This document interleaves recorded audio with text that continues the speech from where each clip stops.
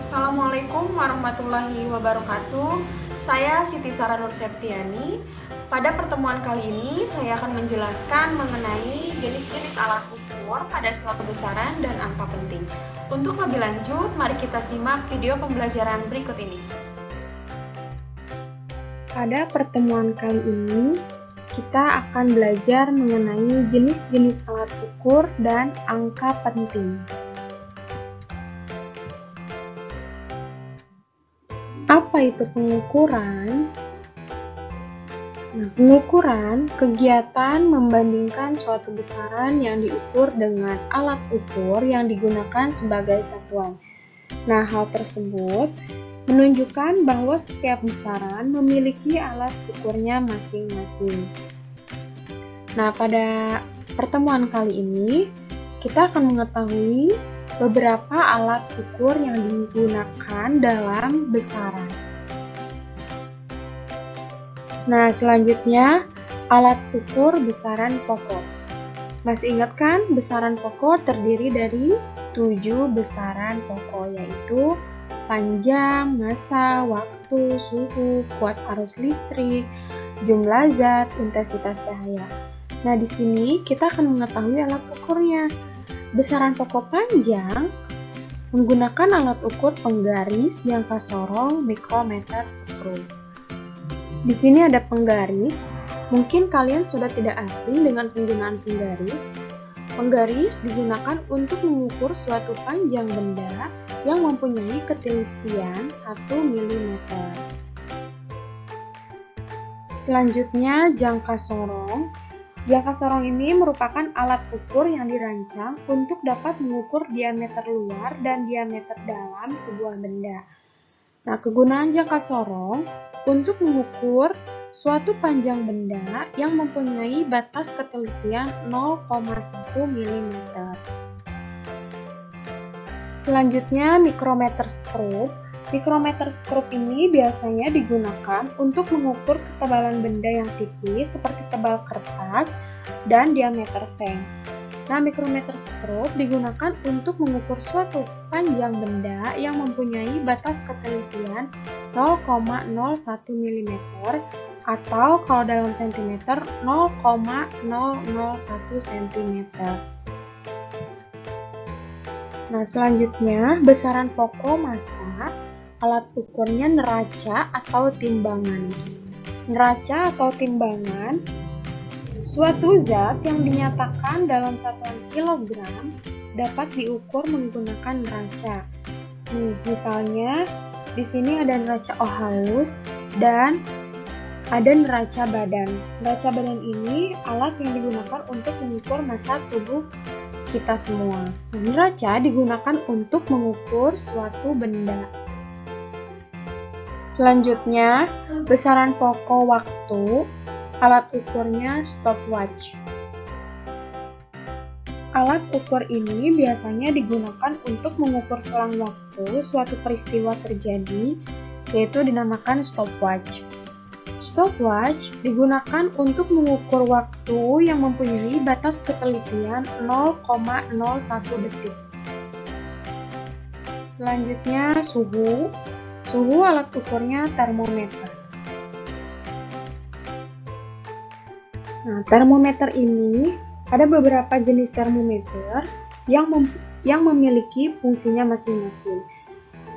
Di sini ada termometer digital. Mungkin kalian sudah tidak asing lagi dengan termometer ini. Dan selanjutnya ada termometer inframerah. Ini yang sering kita lihat di zaman corona ini. Nah, selanjutnya ada termometer bimetal. Suhu merupakan besaran yang menunjukkan derajat panas suatu benda. Alat ukur yang digunakan yaitu termometer. Selanjutnya, kuat arus listrik. Alat ukurnya amperemeter dan multimeter. Ini alat yang digunakan kuat arus listrik, yaitu ini yang dinamakan amperemeter dan ini yang dinamakan multimeter. Kuat arus listrik dengan satuan ampere diukur dengan amperemeter. Selain itu, kuat arus listrik juga dapat diukur menggunakan multimeter.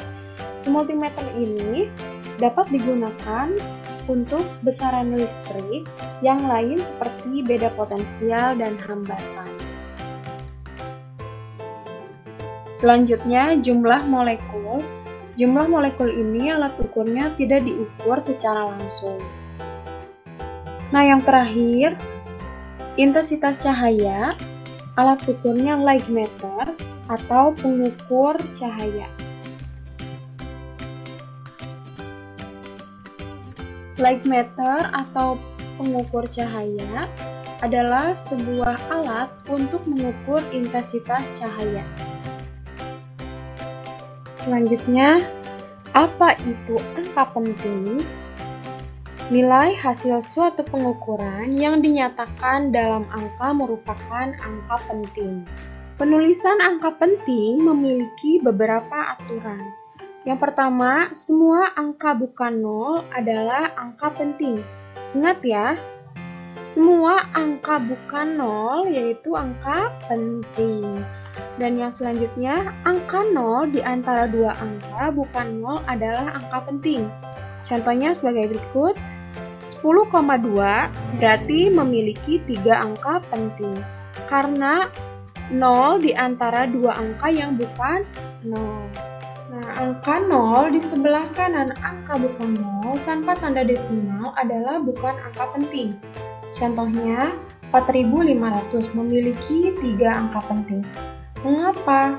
Karena 0 di sebelah kanan tanpa tanda desimal, jadi bukan angka penting. Jadi memiliki 3 angka penting yaitu 405. Nah, selanjutnya angka 0 yang terletak di depan angka bukan 0 yang pertama merupakan bukan angka penting. Contohnya 0,0035 memiliki 2 angka penting. Berarti angka pentingnya hanya yang ini kan, yang 35. Karena angka 0 yang terletak di depan angka bukan 0 ini bukan merupakan angka penting. Nah, selain itu, hasil pengukuran berupa angka penting dapat digunakan untuk mencari besaran-besaran turunan lainnya melalui operasi matematis. Yang pertama ada penjumlahan dan pengurangan, dan bisa digunakan perkalian dan pembagian, pemangkatan dan penarikan akar, dan terakhir pembulatan. Nah, perhatikan di sini terdapat contoh soal dalam penjumlahan 120,215 ditambah 23,15 hasilnya 143,365. Jadi hasilnya memiliki 6 angka penting. Nah, 120,215 memiliki 6 angka penting. 23,15 memiliki 4 angka penting, dan selanjutnya hasilnya memiliki 6 angka penting. Nah, di sini terdapat latihan soal. Kalian catat ya di buku kalian masing-masing. Selamat mengerjakan. Mungkin cukup sekian untuk pertemuan kali ini. Sampai berjumpa di pertemuan berikutnya. Semoga bermanfaat. Wassalamualaikum warahmatullahi wabarakatuh. Doa Bangsa TV, channelnya edukasi. Jangan lupa like, comment, and subscribe.